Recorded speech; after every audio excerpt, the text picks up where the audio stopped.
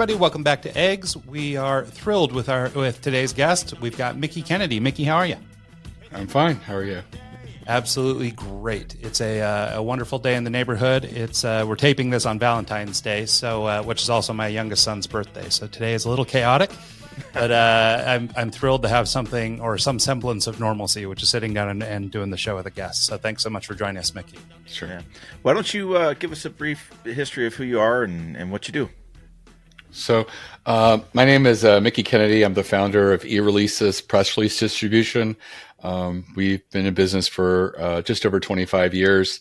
I started in PR out of grad school, and I was figuring out press releases and sending them out by fax for a telecom research startup. And I started to get really good at it and just said to myself, I don't know why other businesses aren't doing this. We were getting picked up by like Financial Times, The Economist, Wall Street Journal, Washington Post. And I also saw journalists say, hey, you don't have to fax us anymore. You can just email us. And so the light bulb went off and I was like, email. So I started reaching out to journalists in other beats outside of telecom and asked if I could add them to a database where I would email them press releases from clients. And they said, sure. 26 years ago, they're like, email, that's great. Keep it coming. So I launched about a year later with 10,000 journalists in my database. And I just, was a matchmaker. I would have a client and I would send a release that we wrote to who I thought was interested in it. And over the years, PR Newswire, which is the oldest and largest newswire of press releases, reached out to us and said, hey, is there any way we could work together? And I said, I don't know. I doubt it, because you guys charge $1,600 to move a 600-word press release nationally. And I think I was charging $200 or $300 at the time. And so, despite that, they really liked that we were supporting small businesses and entrepreneurs and startups. And, I visited the editorial office and learned a little bit about them.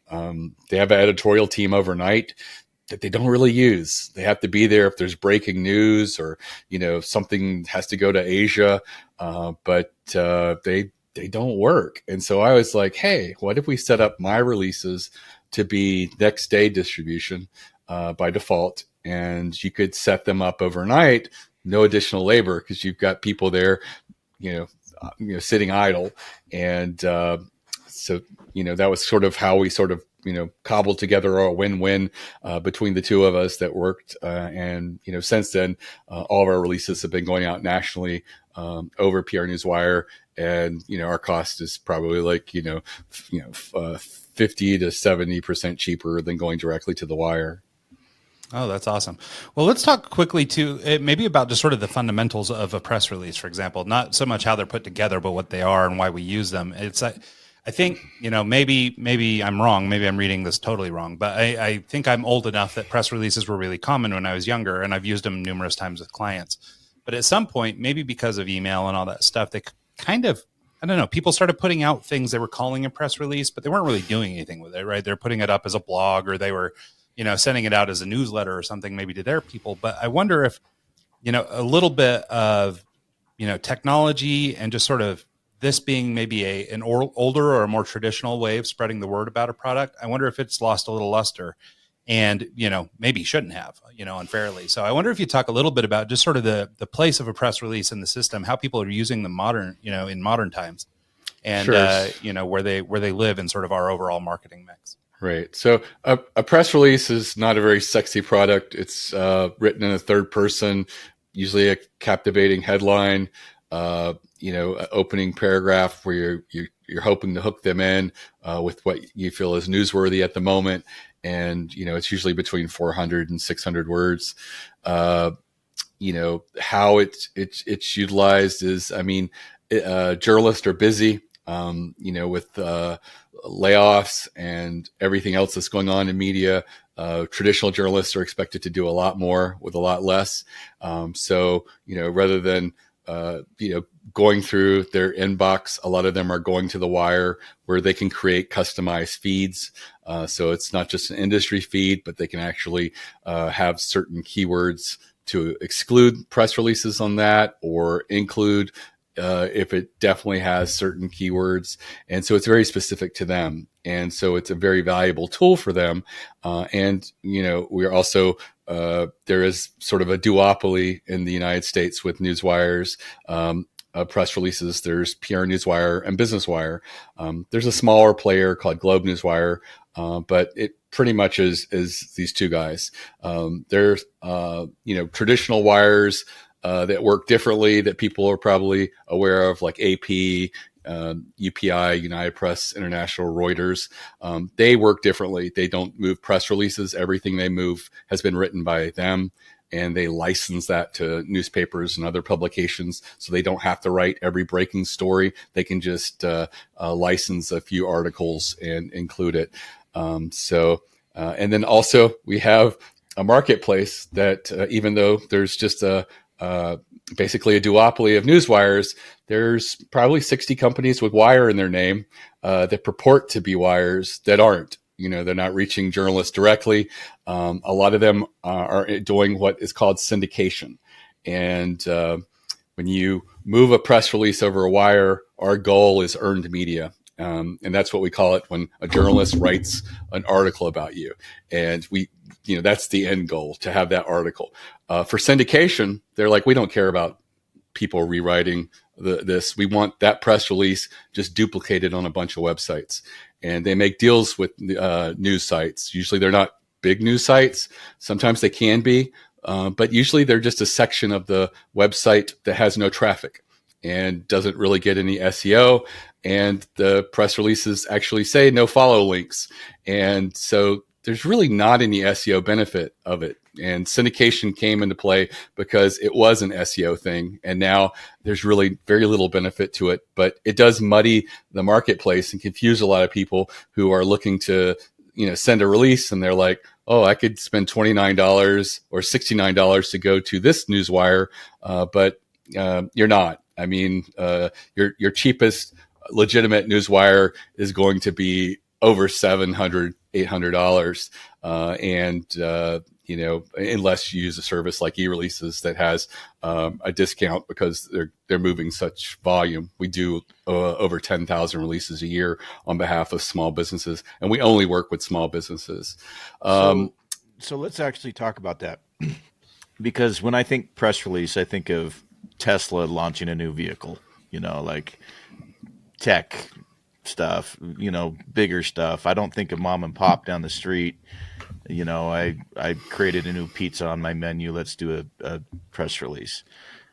How can it help a small business, a mom and pop shop, to do a press release other than to maybe do something in the local paper? Or that's the only thing I can really think of in a Right. small town environment. Smaller businesses, Do you have any and mom and pops and what type of services entrepreneurs do you provide to?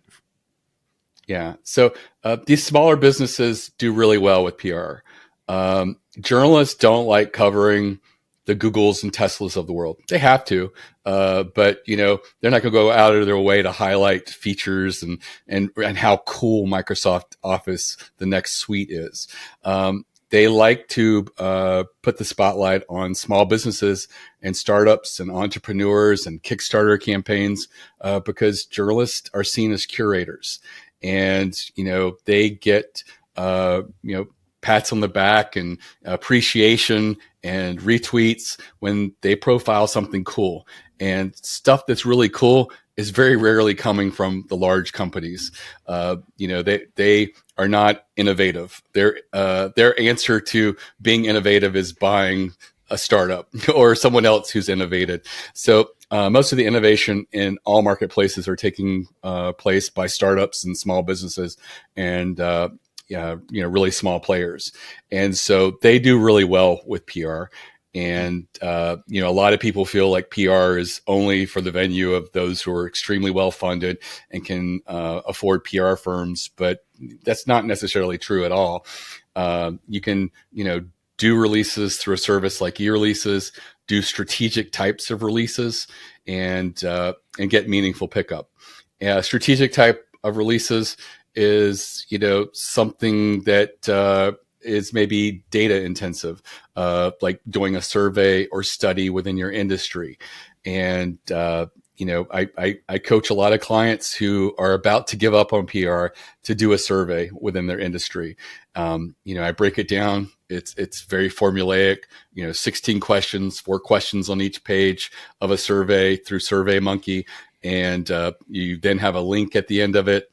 And you send that to an audience of your industry, which is, you don't have to have that ready made. There are so many trade associations, independent and small ones in every industry. You're looking for those that have 700 members or more. Stay away from the large trade associations. They don't like these situations. They control everything. They don't need you. They're not going to work with you. But the smaller ones get no media attention. And if you approach them and say, hey, could you send this link to your members? In exchange, I'll mention you in a press release I'll be issuing over the wire. Most trade associations, the smaller and independent ones, will try to find a way to cooperate and work with you. Sometimes they may want to co-brand a survey, get a little more exposure and attention for them. I don't see a downside to that. After it's been sent out, you want to have at least like 100 results for it to have a little bit of statistical relevance. Seems like most journalists are satisfied with that. You're going to look at the numbers, the results, and try to figure out what were the surprises of the survey. You do want to make sure that you're asking really relevant questions, things that are very topical and timely today. What's going on in your industry? What are the questions you would ask people at a conference or a trade show? Like, hey, have you noticed this has been going on? Those are really great questions to put in a survey like that. You might be asking about, their spending over the next couple of quarters. Is it going to be more or less? What does hiring look like? Are they, considering layoffs? Are they having trouble hiring? Are they having trouble establishing a culture where people want to work from home? All of these sort of things that we're navigating post-pandemic make really interesting questions that people want to know the answer to in particular industries. Focus on a couple of the questions in a survey. You don't want to go through all 16 of them. I do like building out a page on your website that does have all the responses and make that available to the media. So if they want to dig in and see if there's other questions that they think might add to a compelling article, and put a quote in there as to why you felt the numbers on a particular topic skewed a particular way, because you're the expert. You're the one who did the survey, and then you send that out. And that's a really great way to get pickup. On average, between 8 and 14 articles will be written about you. Not replication of the press release, but journalists writing an article and drafting it. It's usually trade publications, magazines, as well as newspapers and other places that write about your industry and topics. The least I've ever seen anybody get from doing that I've coached through is 4 articles. So it is a great way to get that earned media that people want, and it's a great way to stand out. Other things that you could do that are newsworthy and strategic are take a topic that's really hot in your industry and do not talk about it, because everybody's talking about it. So don't do that. Be the jerk. Go in there as a contrarian, saying everybody else in the industry thinks the electric cars are great and they're just stupid. And the reason is, they catch on fire and it takes 10,000 gallons plus to put them out. Or, we think we're helping the environment and we're creating landfills filled with these batteries we don't know what to do with. And, there's ways in which to be reasonable and come in and be a contrarian and just shoot everybody else down. So are there things in your industry that everybody is just adopting like crazy and you're just like, there's a downside to this. As long as you don't alienate your customer base, because you always want to protect that, you can come in being a contrarian. So many press releases that we get are new hires, no one cares about. Like you said, maybe a local newspaper might pick it up, maybe one trade publication with a little on the move section.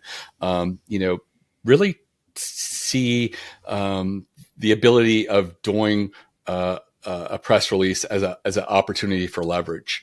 We did one press release. It's a case study on our website at eReleases during the pandemic called the Dining Bond Initiative. And it was basically where you could help your favorite local restaurant that was closed during the pandemic. It was, while we were sitting home for 2 weeks, flattening the curve, this release went out. We stopped counting at 150 articles, and it generated over $10 million in revenue that went directly back to restaurants that were closed during the pandemic. And, we did the release for free, but it would have been $350 with a new customer special. And I challenge any marketer to say, hey, spend $350 and pull $10 million of revenue out on the other side. It's near impossible. But it is an extreme example of what is possible with the leverage opportunity of going over a wire if you have a meaningful, newsworthy type of press release. And, a lot of people feel like, I'm just not newsworthy, but you can attack it in many different ways. The survey is one, being a contrarian is another. And I have several other examples that I coach my clients through to consider so that they're doing more meaningful types of releases. Yeah. No, I think that's all great advice. And actually, that was kind of my next question is, what kinds of things are press releaseable, right? And so I think that was really good insights. The idea of a survey is really clever because, I think a lot of times, people do use press releases kind of as you described, for, hey, we're hiring or, some little business thing that's changed in their company or something like that. But I can see, in hearing you describe it, how non-compelling that kind of stuff is. And where if you can take a stance, really you are the expert in your field, whether you consider yourself that or not. And a lot of people, have some imposter syndrome or something and don't think about themselves that way, but really you are. And so there's a significant opportunity, whether it's a survey or it's any other sort of industry knowledge that you can share or become the voice of. I can see how that could be really powerful. I wanted to then sort of ask you, about how press releases have changed first, since you've been around, across this spectrum of the technology boom and how that sort of happened. And then also, is the market crowded? Are they as effective as they used to be? Can you give us a little bit of insight on that?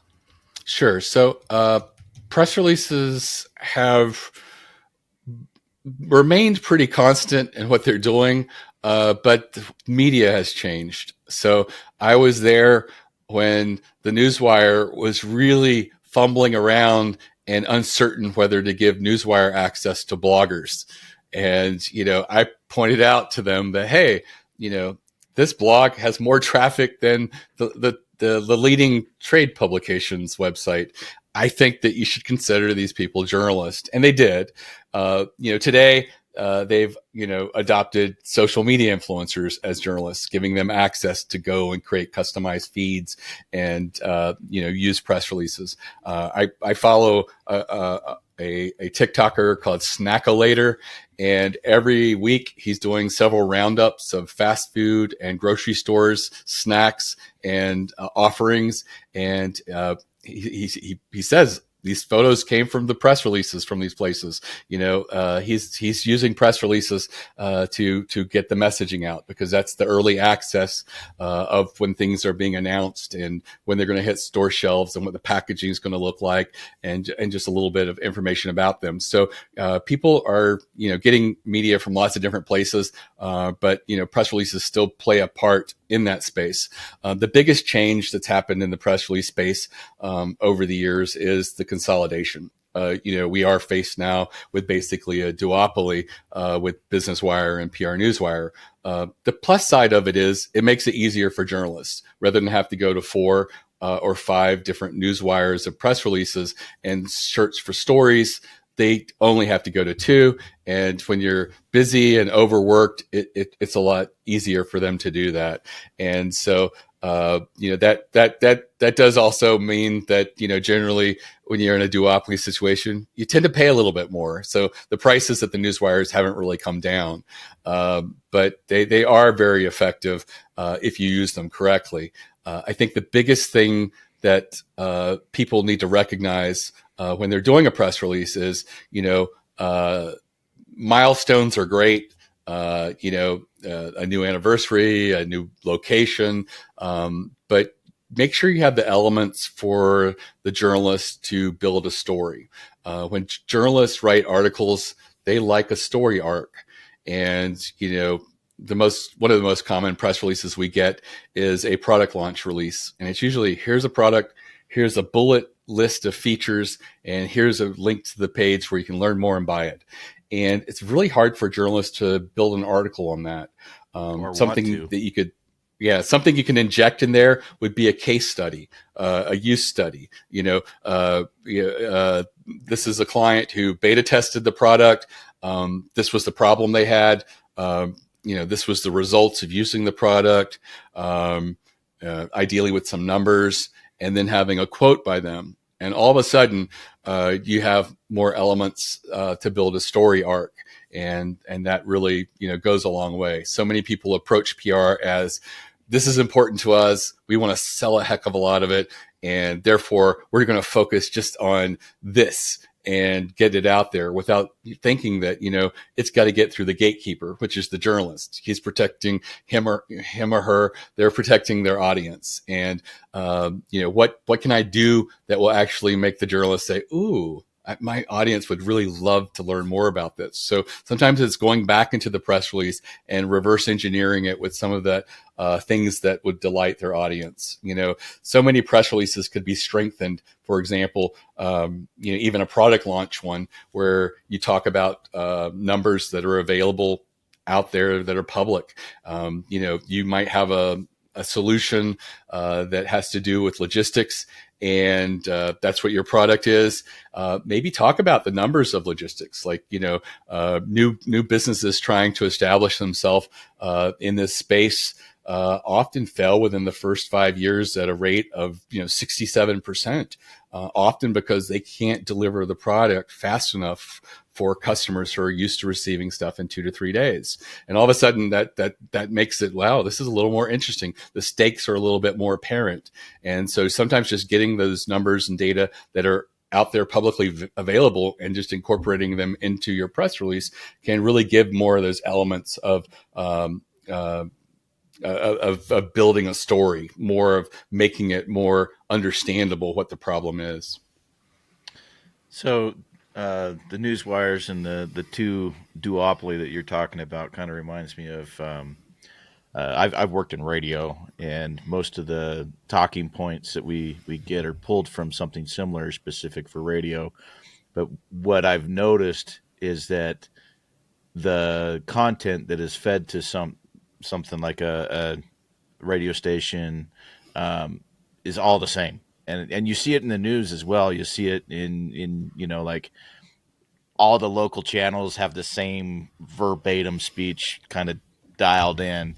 Is this kind of what your service is doing, is just providing that service to the news organizations and the reporters to kind of make their job easier? Is that what you're kind of collecting all this for them, putting it out there, and then they have stuff to write about that's already there and just kind of they can pull from? Because that's what it was with radio. It makes it easier. Yeah, it makes it easier for the journalist to go to one place, or in this case, two places in which to hunt down potential stories. It's no secret that email over time has become difficult for journalists.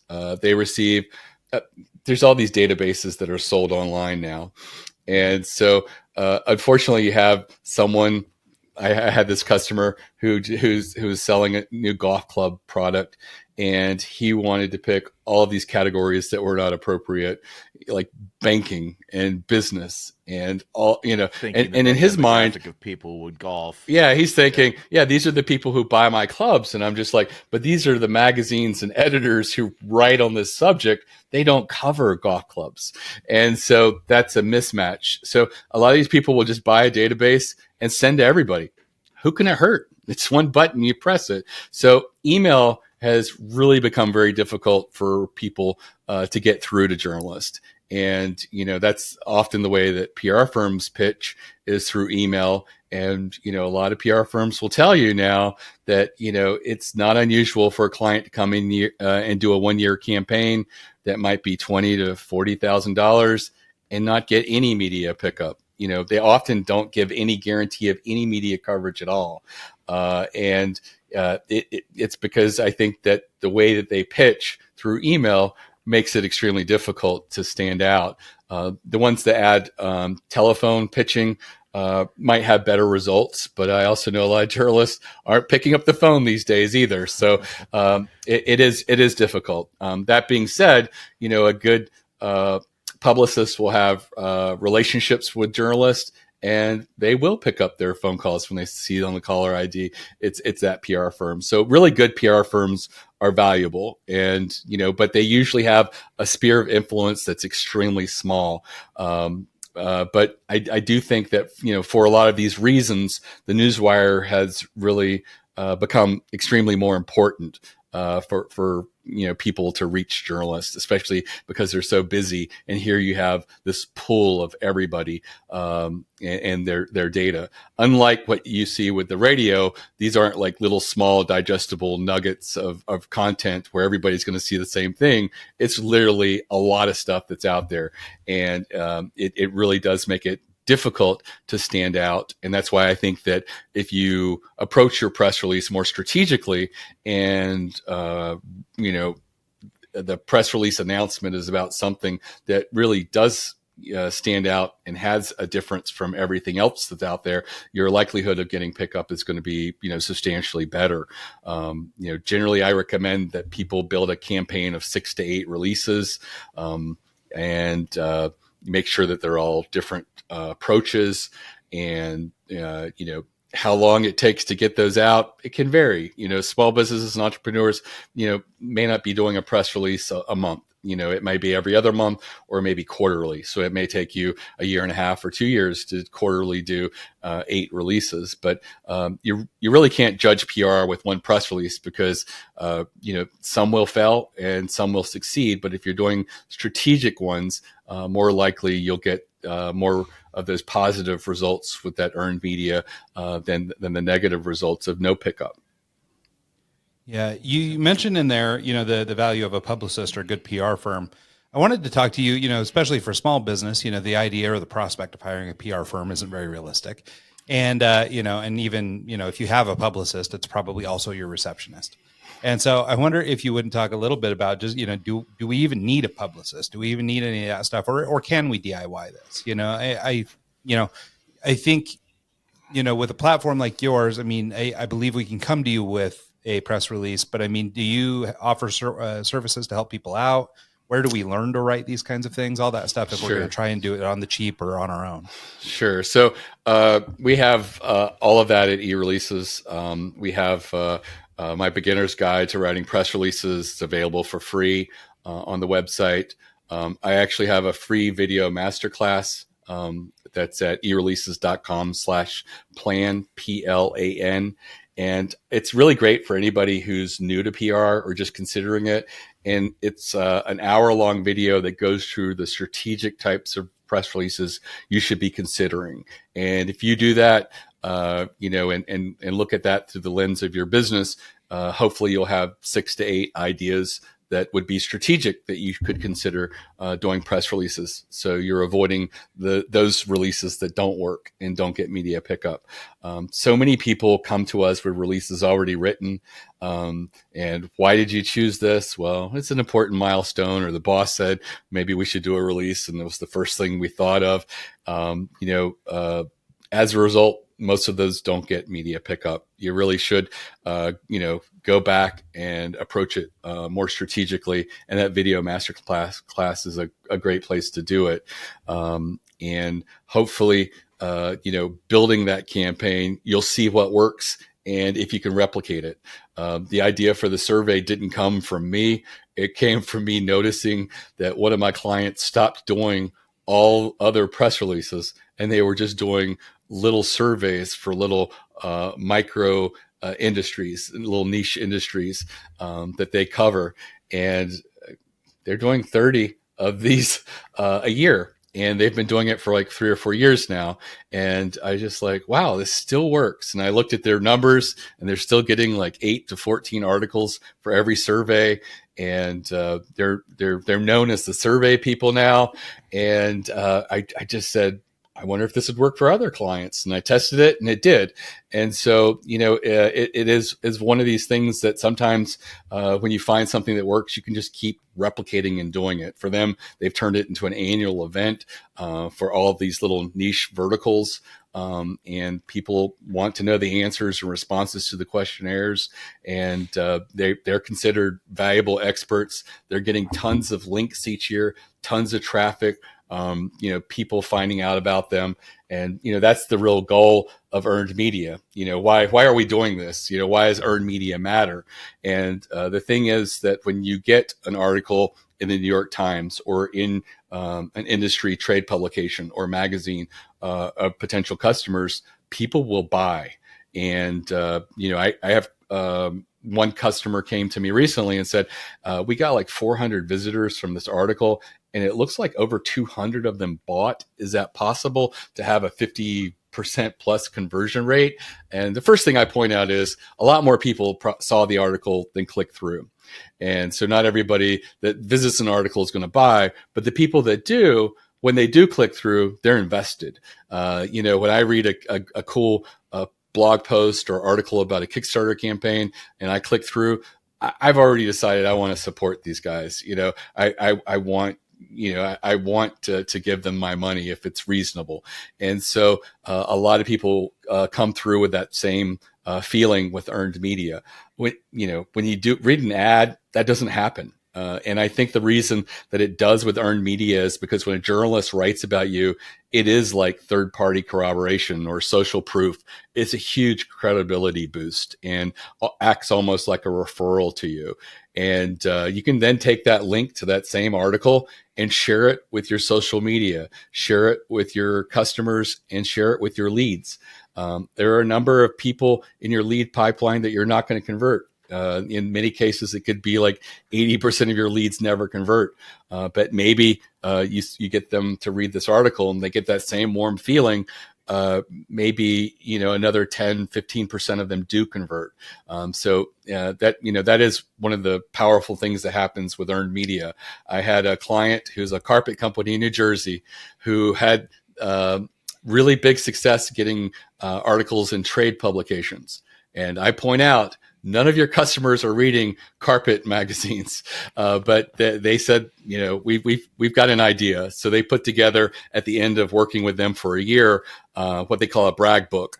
And it has over 30 clippings of them, mostly in trade publications like Floor Cover Weekly and all of these places, but also their local newspaper and New Jersey Magazine. And they took that book, and every time they go into someone's home and give them a quote, they say, we may not come in the cheapest, but we know what we're doing. We've been doing it for so long, and we're recognized nationally. And they just sort of go through the book for like a minute, just showing them headlines and the places they've been picked up at. And they started converting 17% more customers from that quote experience just by adding that brag book. So that just shows you that even for a minute of exposure to earned media, people believe that you're the safer person to spend their money with.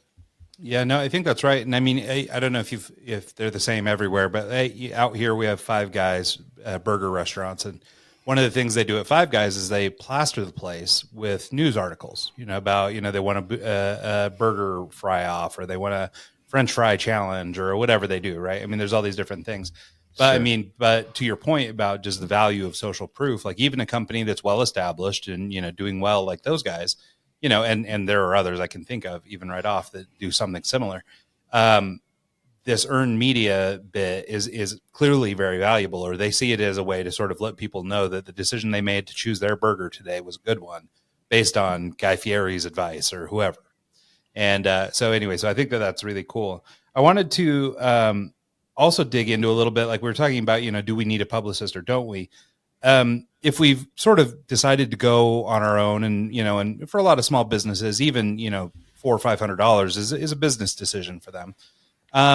If they decide they want to, go it alone, or maybe there's a way to do something sort of cheap and free. I wonder if you had any thoughts about just like staying relevant in local media, even if you don't necessarily have the money to really go onto a full PR campaign initially. And then, maybe chase that up more strategically once you're generating some, I don't know, rapport with the different media agencies. Sure. So local media is some of the easiest media for people to get. And you don't need to pay a service like eReleases or pay to go on a wire to get local media attention. The same way that a good PR firm establishes connections and builds a rapport over time with journalists, you're going to do that with your local media. And again, it might seem daunting, but if you think about it and break it down, even if you're in a big giant metro, there's probably less than 12 people who would ever write about you. And your job is just to find out who they are in your local newspaper, find out who covers your industry, get that name, call or look online and ask for their email address. They will give it to you. These aren't celebrities. These are members of the media, and they are supposed to be part of the community, and they're supposed to be accessible. And so you can say, hey, I have a story idea. I'd like to send this person. They'll give you the email address. They may have you phone, ring through to that person, and you just introduce yourself and ask for their email address and say, I'd like to send a story idea along to you. And after you've done that, if you're lucky enough to have a business magazine or business newspaper in your area, find out there who covers your industry and do the same thing.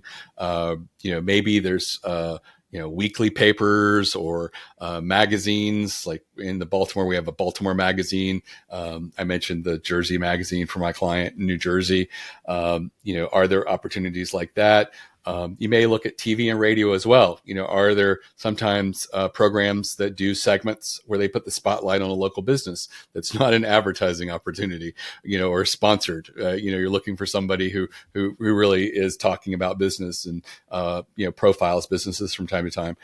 You just call and ask who the producer or booker of that segment is and get their email address. And at the end of this, you're going to have no more than a dozen email addresses. And your idea is just to reach out to them naturally as you have story ideas. I recommend at least quarterly.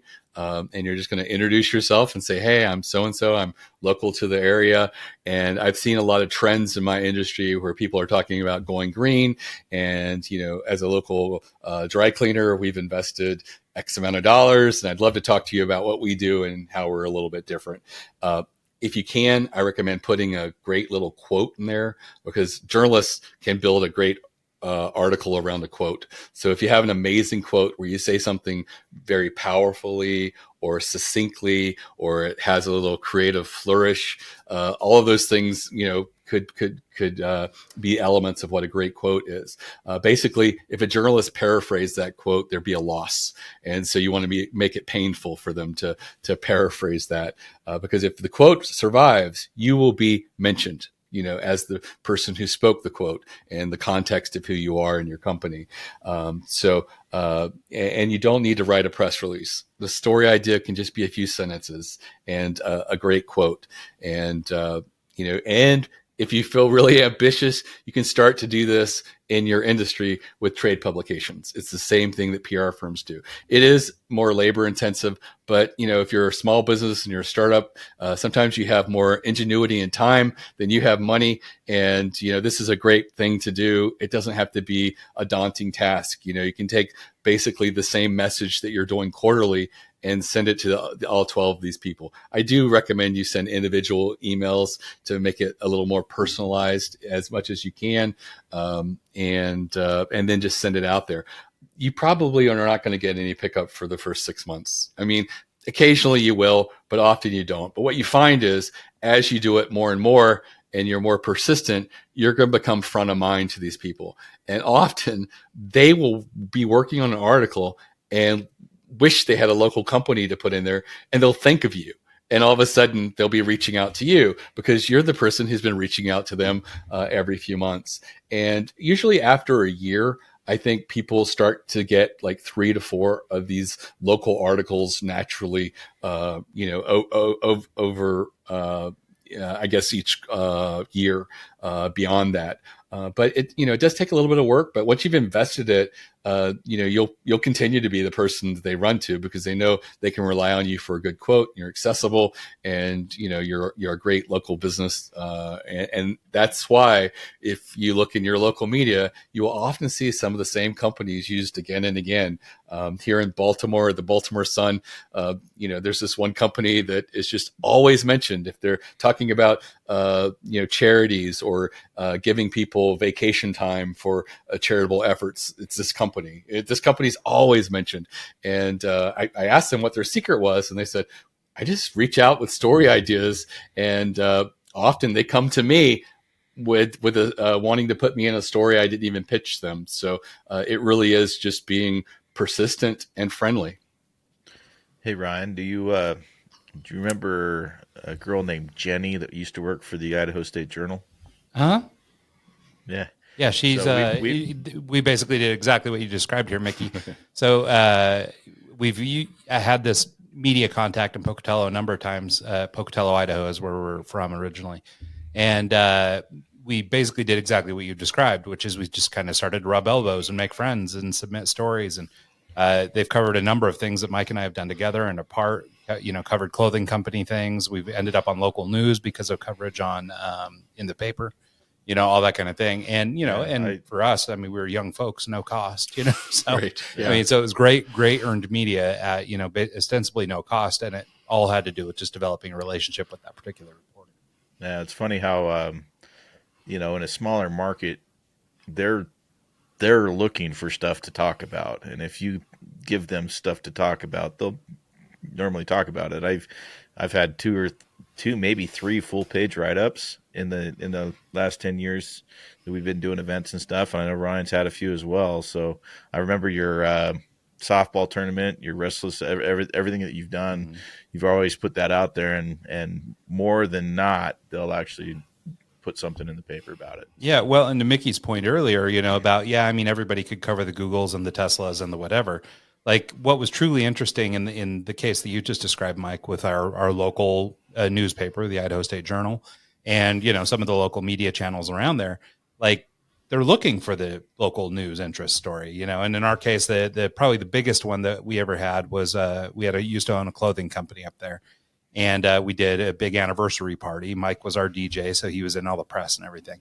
And we did, this big event that was like our 1-year anniversary party. And here we are, kind of like a no-name clothing brand, but we're from Pocatello. And, it was mine and my brother-in-law's clothing company. And so that was kind of an interest thing, that it was this, we'd married sisters and it was this whole thing, And so it was like, it was this really, it became this real community story. And we had a lot of local shops that were carrying our brand. So they went to all the different business owners and talked to them about that, and how they just loved that this was right out of town and these were some people in the city, and we were kind of a community instead of some outside party like a Google or a Tesla just sending over their press release. So to your point, I can really understand or can empathize with how important it is to yes, to be interesting, but also just to be of the community can be really valuable in and of itself. Yeah, at every newspaper, you've got people who cover certain subjects. And if you write about environment concerns and things like that, they know that their audience is going to care more if you can make it relevant by tying it into a local business. Yeah. I wanted to ask you too. So you kind of covered this a little bit at the beginning, but I guess it was something that hadn't really occurred to me. And now after you said it, I can think of instances where I've seen it both ways, but I wanted to talk about, choosing a platform, like a eRelease or whichever vendor somebody wanted to go with, or, going a maybe a more expensive route and choosing a press or a PR company or a publicist. If I'm looking for somebody in that trade and, I've been thinking about trying to expand my press releases, or I want to try and get a little more coverage, and this is something I want to start investing in. How do we go about choosing the good ones? And I think part of what is interesting to me specifically was what you were saying earlier about sort of people that go right to the wire versus people who just sort of syndicate. And I think a lot of times, people might, especially if they're being budget conscious, choose what they believe to be a wire. And, it's really just a syndication source where they're just kind of passing a story around to be copied verbatim here and there.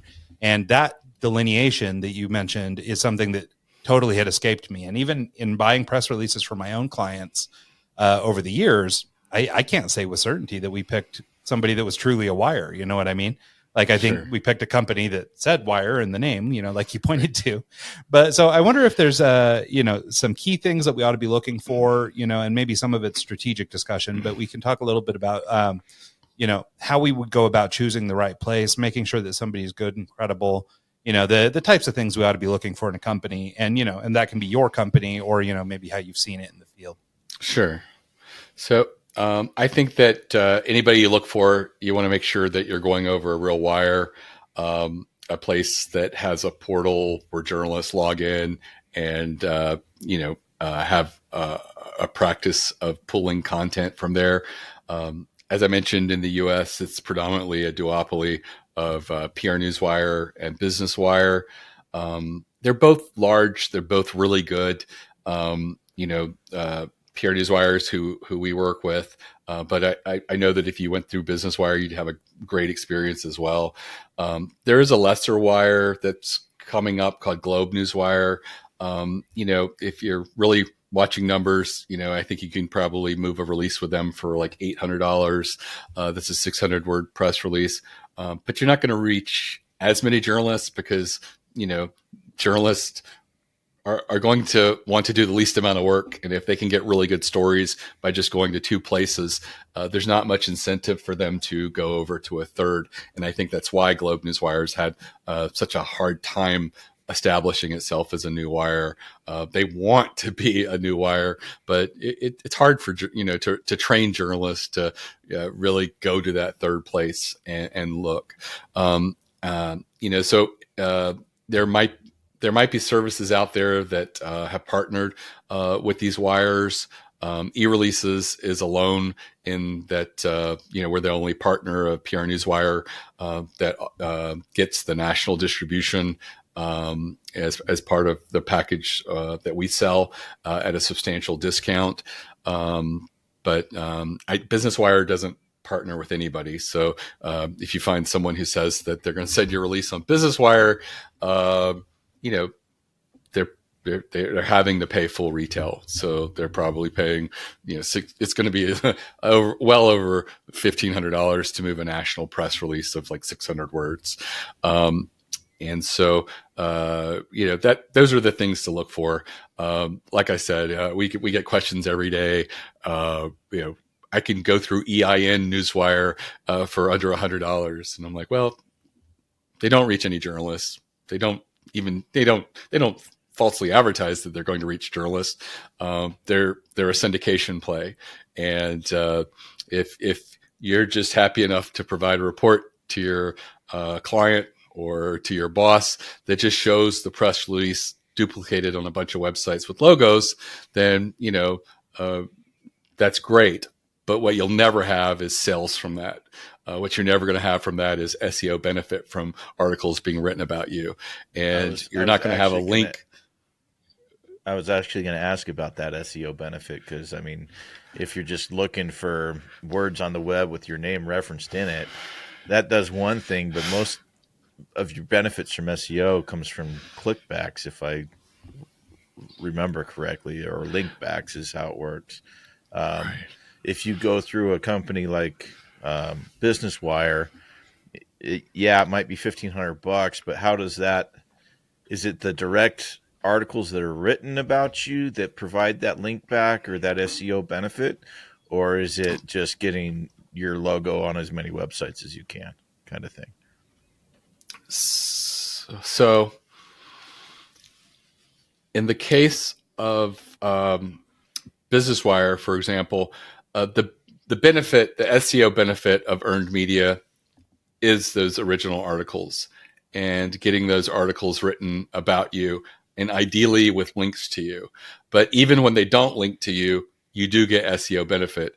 Google has something called implied link value, where if you get, if they can tell contextually from an article that it's about you, they will give you credit as if there is a link from that article to you. For example, the New York Times says they never link to anybody. They do not provide outbound links in their articles. Despite that, I've gotten them to do it once. It was a resource page that was built out I think during the pandemic, and they did link to it, so they broke their own rule.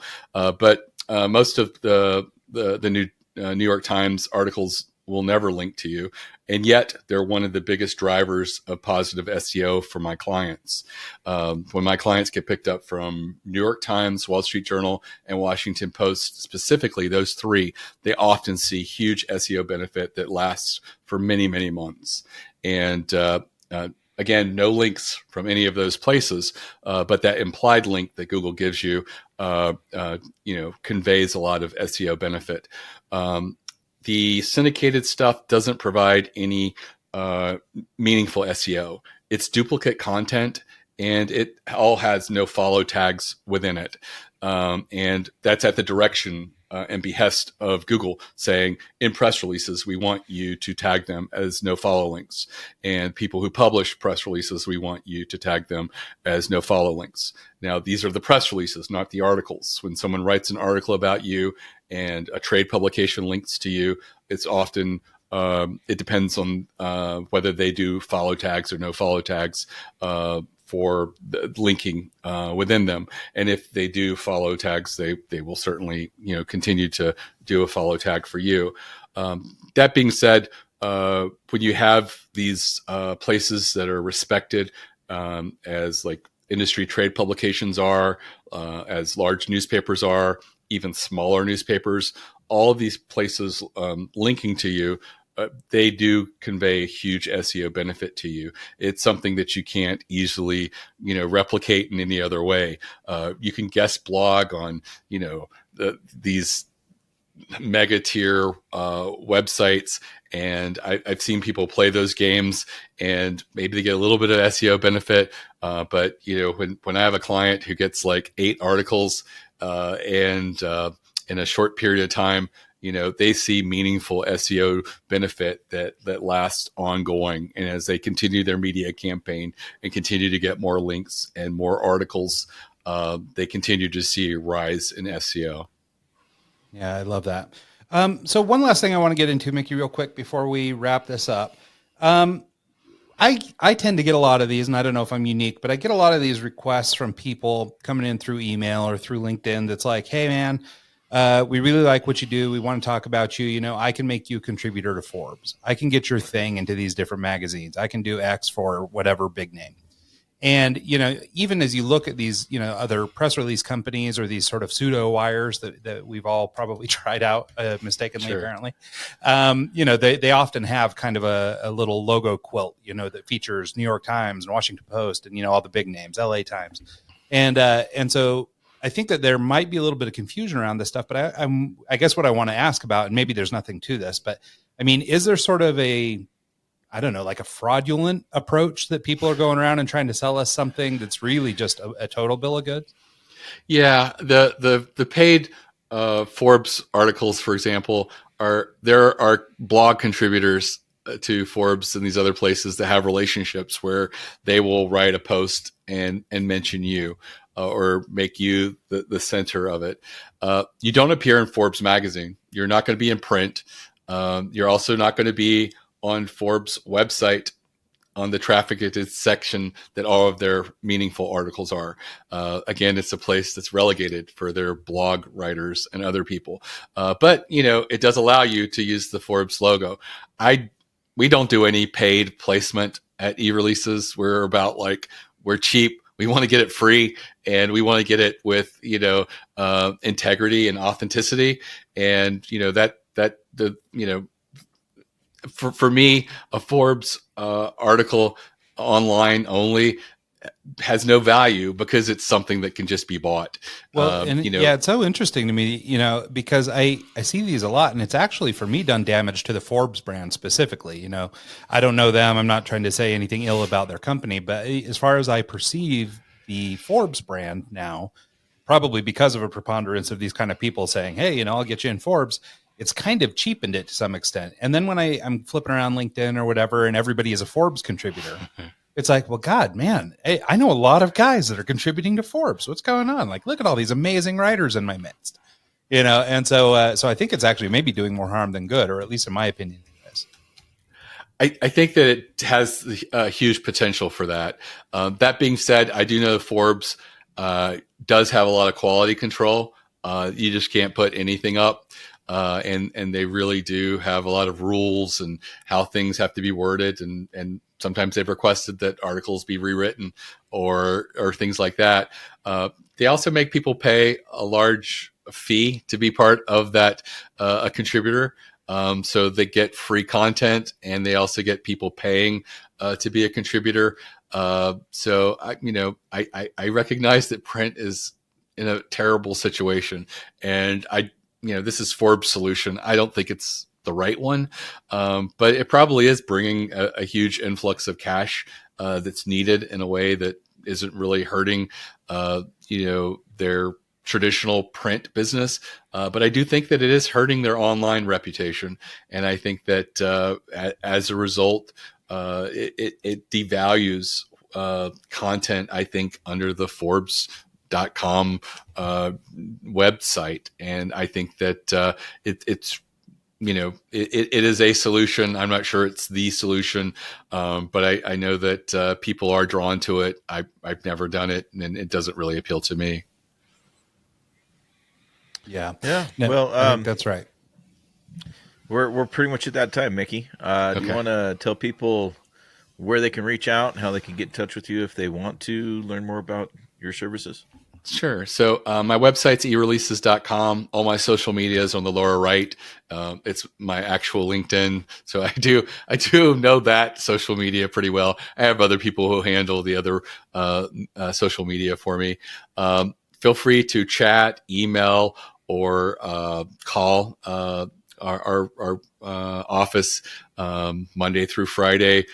You'll only speak to editors. There's no commissions. We don't have any incentives to tell you something to try and get you to spend your dollars with us. We're pretty straightforward as to whether we feel we can help you. And again, I have that free masterclass that I recommend for anybody who's considering PR, and it's at eReleases.com/plan, PLAN, and it's a commitment of less than an hour. Perfect. Well, yeah, thanks so much, Mickie. This has been really insightful. And like I say, I'm a guy that's worked in marketing a big chunk of my career. And we don't focus on press releases, obviously, but we have been asked to do them over the years. And so this has been really insightful, and I learned a ton. So thank you so much for doing this. Well, you're very welcome. Absolutely. And thanks so much to everybody who tunes into the show this week and every week. We'll see you next time.